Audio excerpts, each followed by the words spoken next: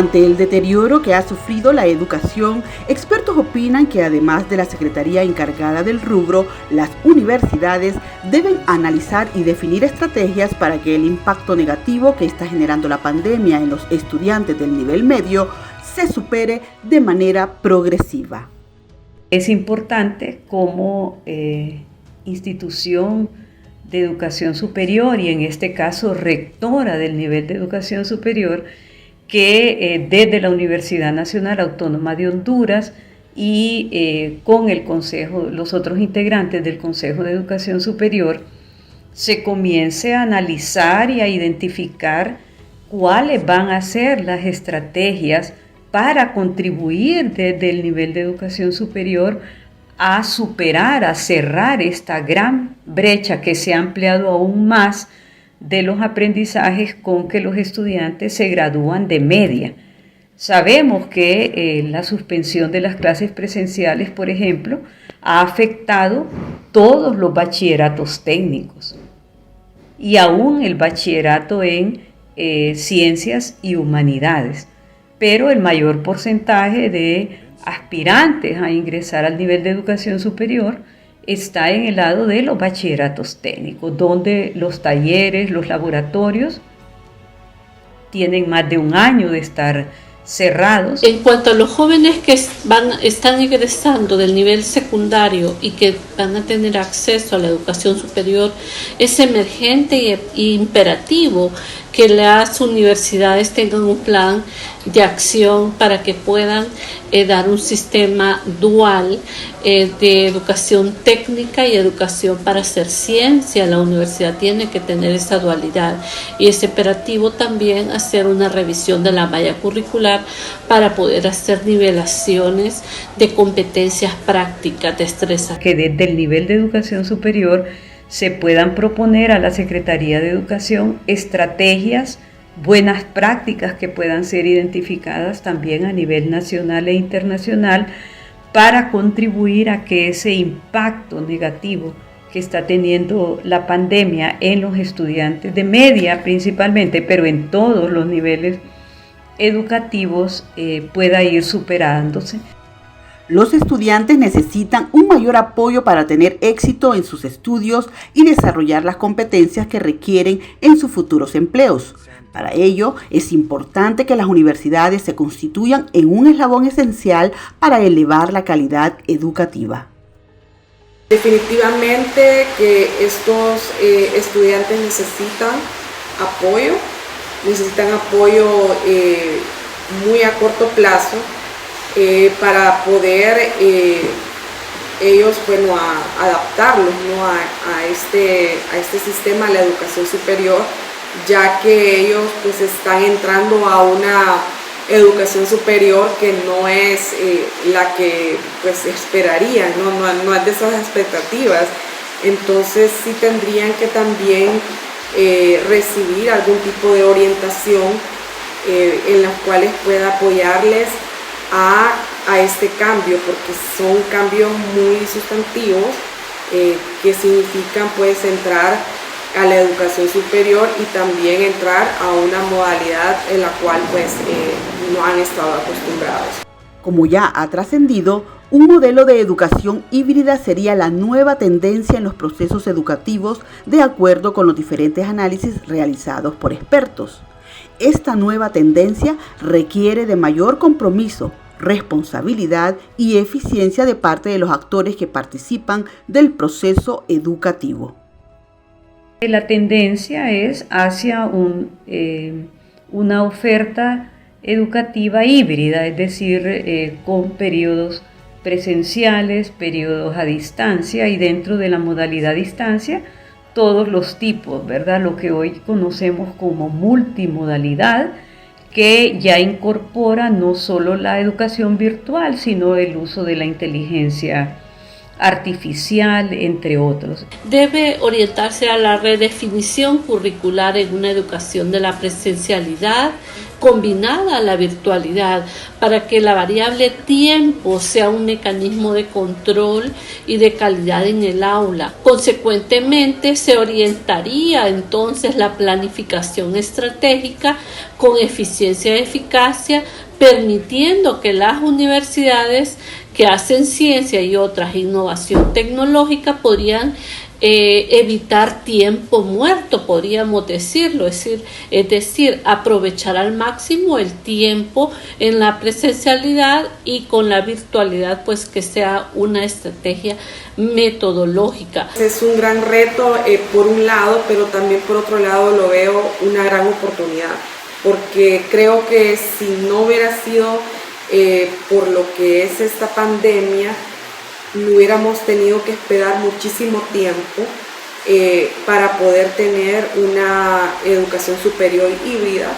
y esto en este sentido pues da mucha oportunidad a estudiantes en los cuales pues sea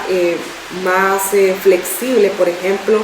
la educación superior, por el tema de horarios, por el tema también de distanciamientos.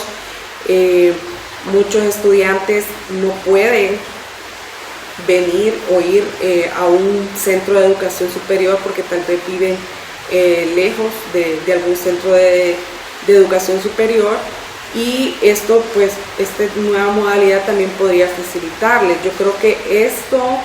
en las políticas de la universidad han estado presentes. Hasta antes de la pandemia en Honduras, la cobertura en educación superior estaba cerca del 16%, un porcentaje que aún era bajo, pero ahora ha disminuido de manera considerable. Además de los casi 2 millones de estudiantes en sus diferentes niveles que han quedado fuera del sistema educativo nacional, según estudios realizados. En el caso de la educación superior, la disminución de la tasa de cobertura es una realidad. Nos había costado mucho en el país alcanzar cerca del 16%, ¿verdad? Y disminuimos al 15.4% en el periodo de pandemia en relación a la cobertura, no digamos los temas de calidad, los temas de equidad, de pertinencia de la oferta educativa. Cae más en jóvenes de 13 a 17 años, entonces